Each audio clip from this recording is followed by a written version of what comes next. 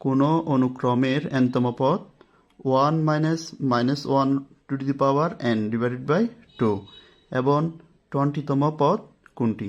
এখানে আমাদের অনুক্রমের nতম পদের সূত্র দিয়ে দিছে। তাহলে nতম পদ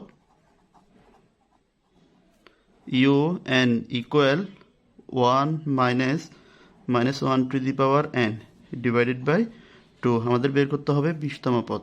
সেক্ষেত্রে আমরা u20 ইকুয়াল n মানে হচ্ছে তম পদ 1 minus minus 1 to the power n এর মান কত 20 divided by 2 equal minus 1 minus minus 1 এর উপর পাওয়ার 20 কি সংখ্যা?